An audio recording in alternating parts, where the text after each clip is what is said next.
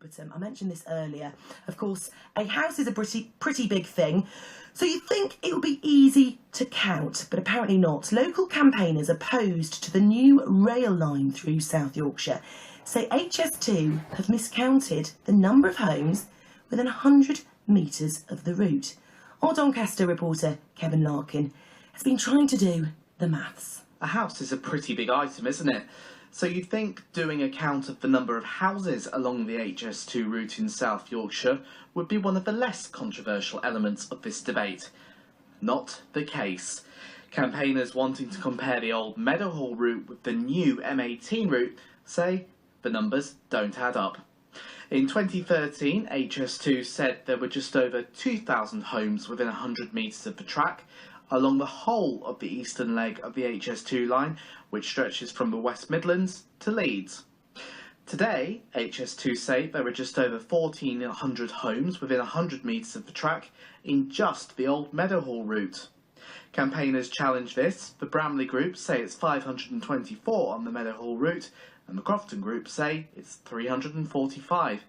And if that's not bad enough, there's also confusion about the number of properties within 100 metres of the current M18 route. HS2 said in December there were 600 within 100 metres of the track. A month later, it had gone up to 885. All of this matters because one of the main claims in favour of moving the route from Meadowhall is that fewer properties and people living in them would be affected by HS2. But it seems getting the answer to that question is harder than it seems. Let's talk to Chris Matthewman from the Stop HS2 group in Bramley. He was one of those involved in this count. And Chris, how did you work out how many houses are on the route? Hi, morning.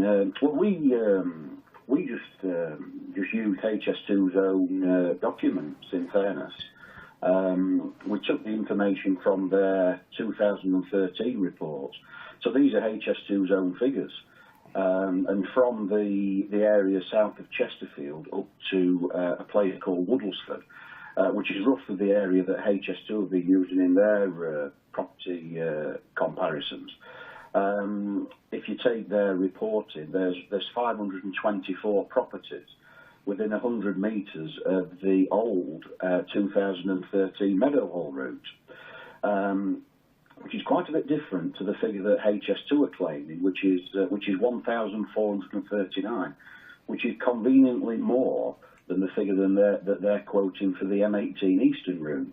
Okay, so not reading between the lines, not really needing to read between the lines. Do you believe that they are putting out misleading figures because they want to back up their preferred route? You know, why do you... Absolutely, yeah. Well, Paul Griffiths, who's the Phase 2 Development Director for HS2, stated on TV in November that there were 2/3 more people within 100 metres of the Meadowhall route than there were on the M18 Eastern route. So effectively, HS2 have been claiming from day one, the two major things that HS2 have said about this route. Number one, that it allegedly saves £1 billion, which is a totally fictitious figure anyway, but there you go. And one of the other selling points from HS2's perspective is the fact that the M18 route allegedly offers far less property impact than the original Meadowhall route. Well, when you consider that our independent information is from HS2's figures, as your report has already said, the Crofton group have done their own physical independent count.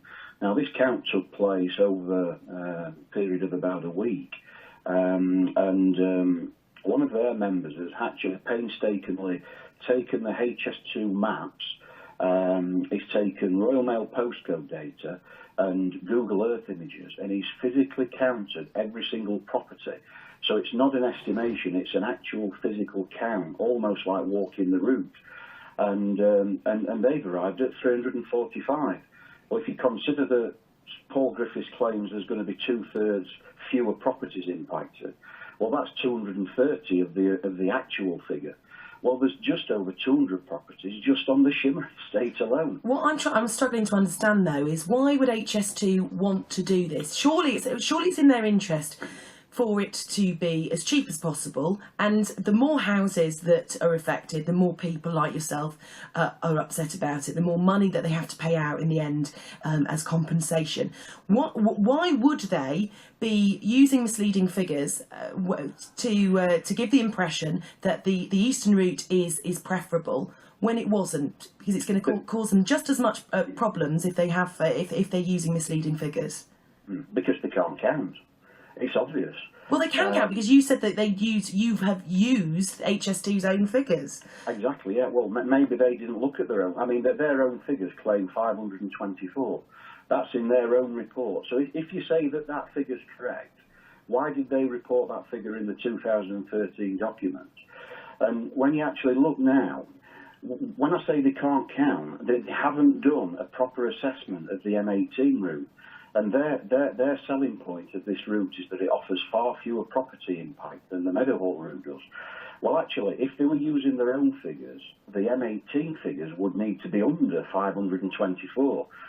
What they haven't factored in is the fact that there's action groups all over this route that are picking their information to shreds.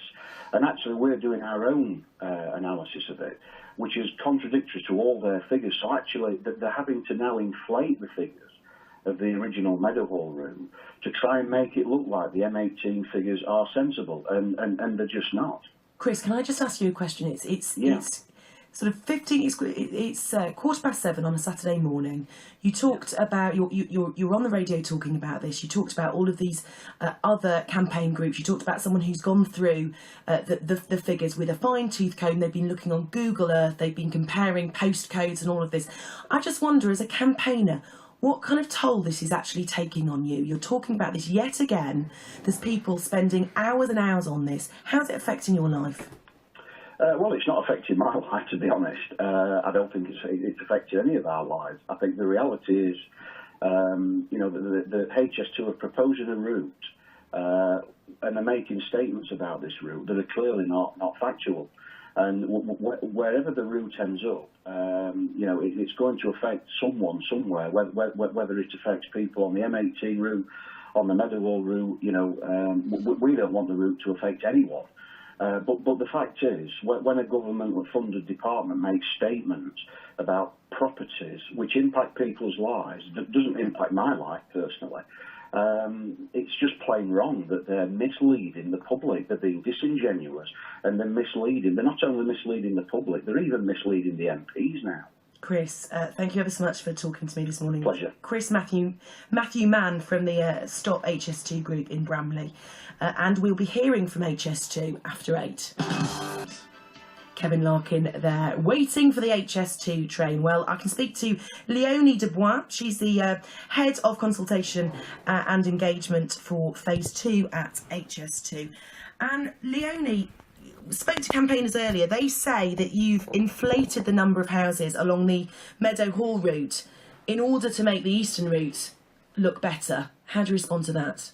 Yeah, good morning, Kat, and thanks for having me on the radio this morning. We spent an awful lot of time talking with residents in the area about the proposals of HS2, and most recently during the consultation period, where we've seen nearly 20,000 people at the information events that we've held.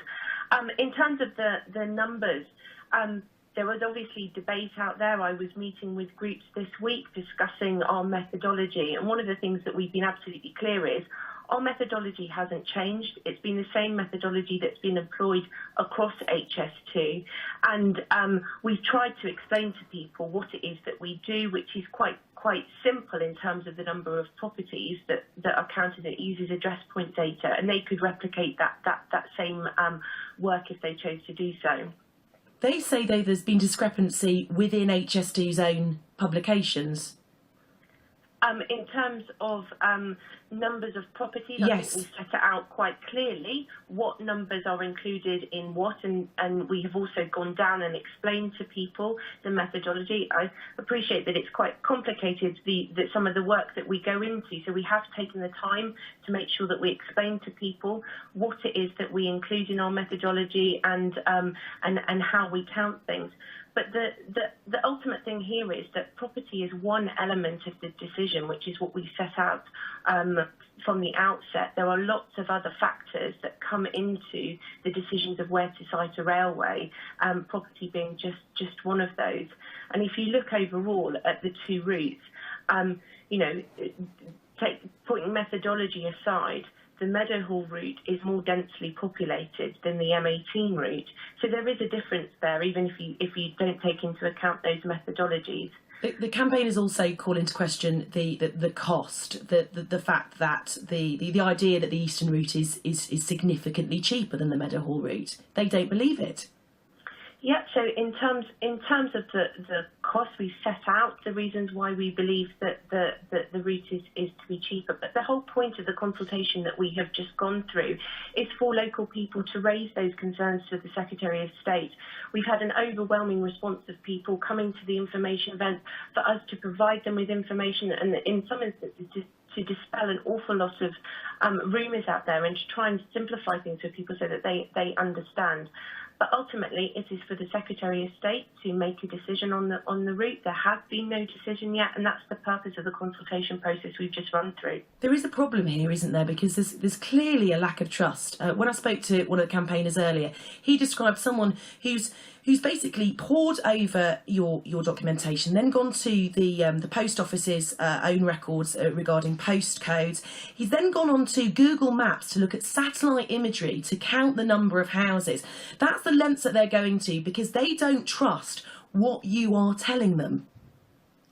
I think it's absolutely right and really, really great that local people are getting so involved in the debate on HS2. That's what we want. We want people to be working with us and making sure that the railway that we create is the best possible railway.